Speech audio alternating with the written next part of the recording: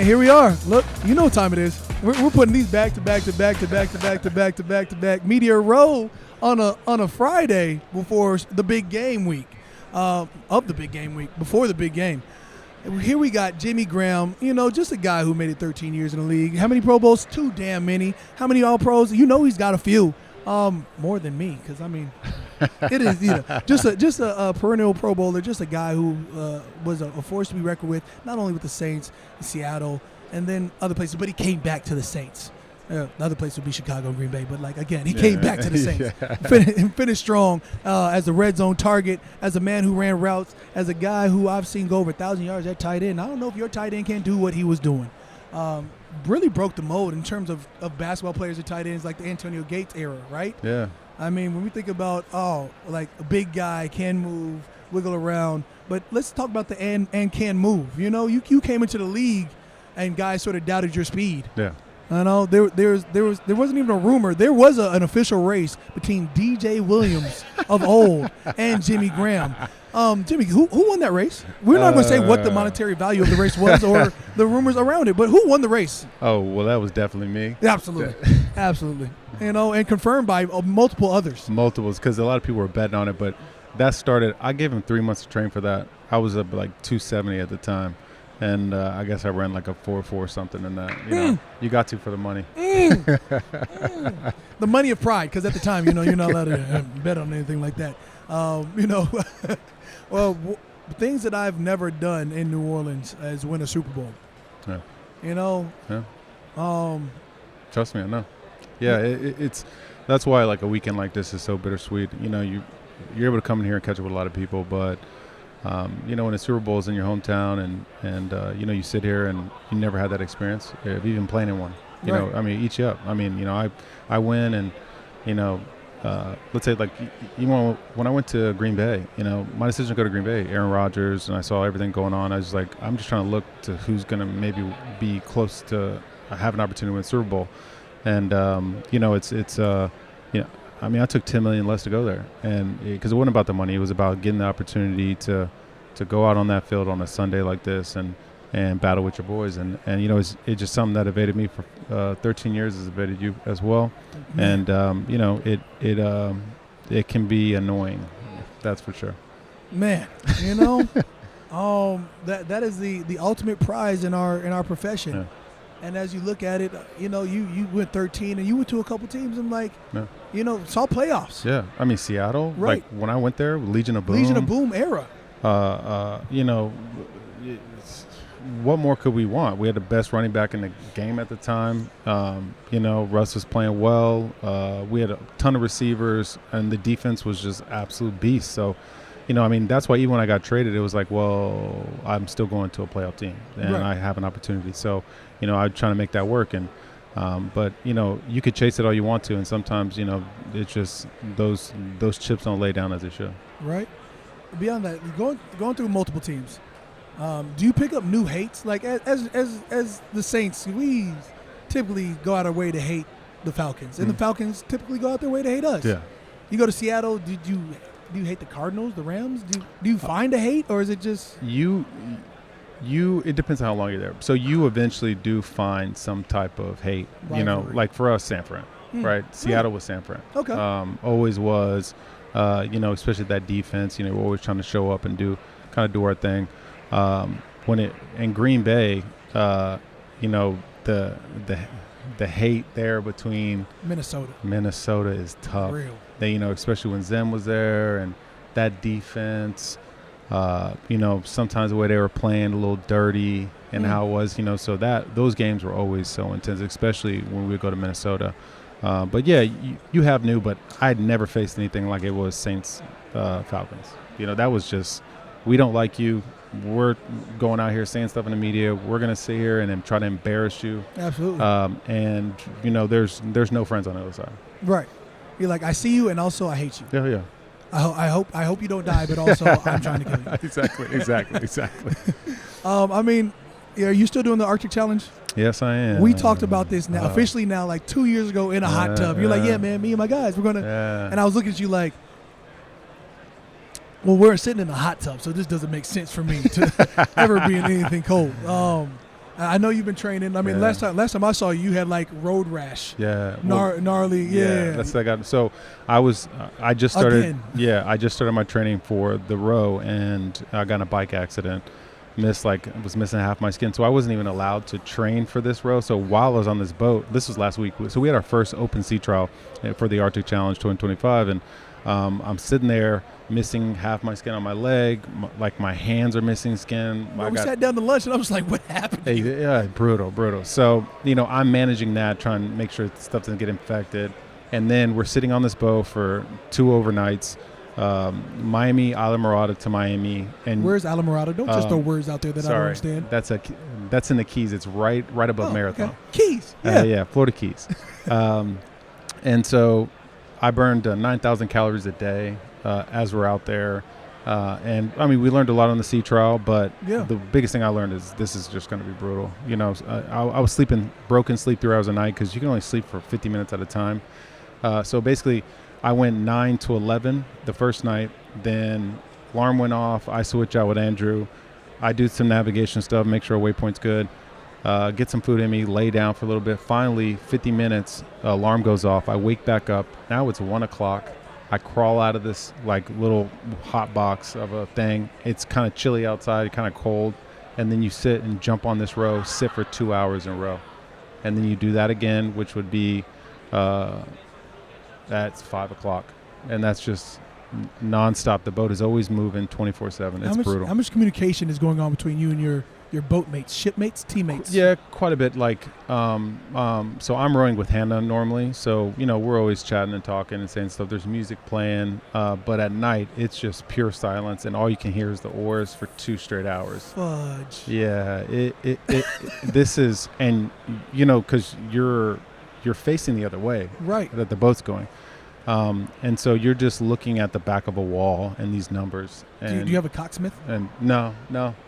I've got a little Coxswain? Coxswain. We had one for the head of the trials, obviously, because he's got to steer. But for this, it's me. I'm the lead navigator, so I got to make sure we don't, that we get from point A to point B. While you're asleep for an hour, 50 minutes. What the hell do you mean 50 for 2 days straight? Then when this challenge happens, how many days is that? The world record's 15 days, 4 hours. So this will be nonstop like that. But not only that, the boat. Brother. Trust me, bro. This boat is so tippy. It's built for speed. So if one person walks on one side, the whole boat's tipping over. And you're supposed to sleep through that. Yeah, I mean, waves. So up there in the Arctic, it's the average temperature in July is going to be 35 to 40. The water temperature is 28. The winds are 17 to 26 knots and gusting 35 to 40 something. And the swells can get up to 16 feet. So one day you woke up and was like, you know what? This football is too easy for me. I've had too much success. My business is booming off the field. You know what? What is going to challenge me? I already fly helicopters and planes. You know what? The Arctic. Well, how do you even have a dream to say the Arctic? I never had a dream about this. This is all from my boy. My boy, he graduated from Cambridge, got his MBA. We're at a pub. He's always wanted to row across the ocean. He basically convinces me after a couple drinks. Of course. And now tequila? Yeah. That's usually how it gets involved. Yeah. And so now I'm rowing across the ocean. But it's cool because we do have the opportunity to raise quite a bit of money. We're going to do this thing called the Million Meters Challenge, where we're going to try to raise $1 per meter, which will be 1,000,000 meters.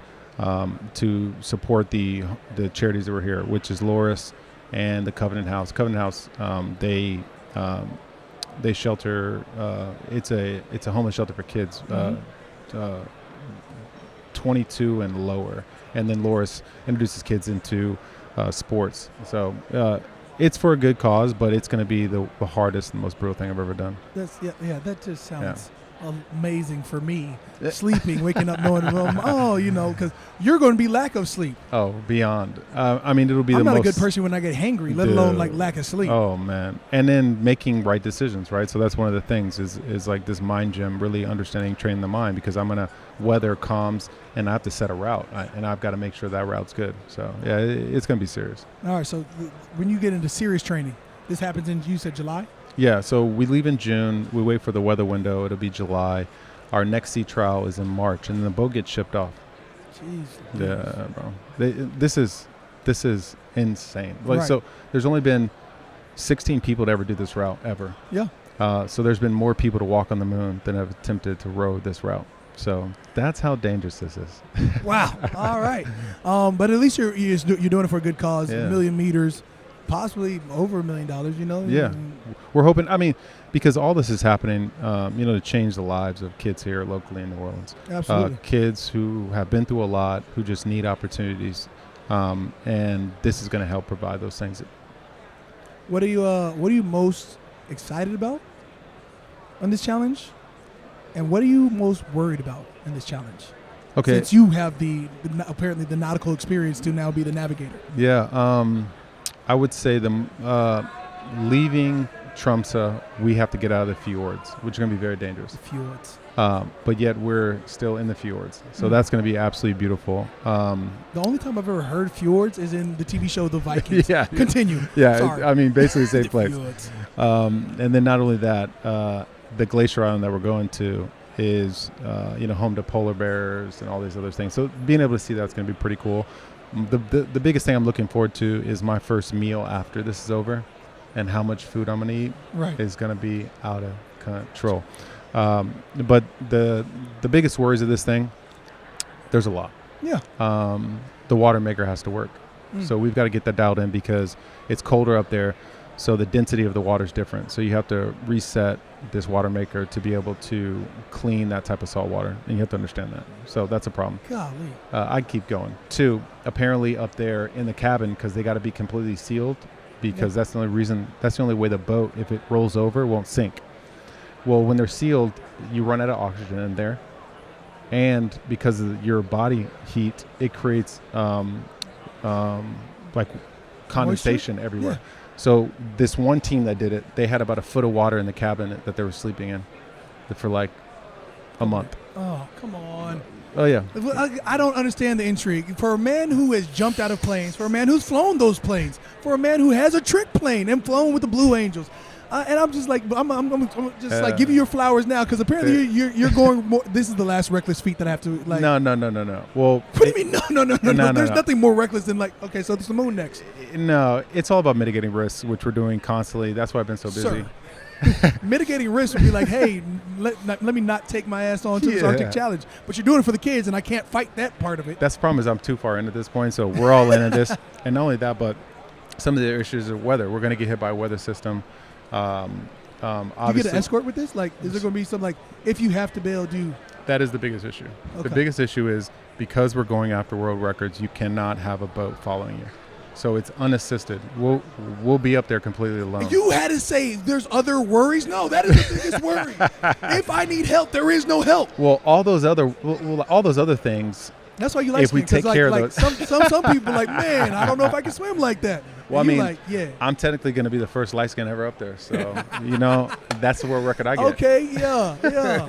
Somebody got to fight back for Drake. Yeah, have to. Well, I'm going to do my best. Well, I appreciate you for tapping into the pod, yeah, my brother. boy. Always.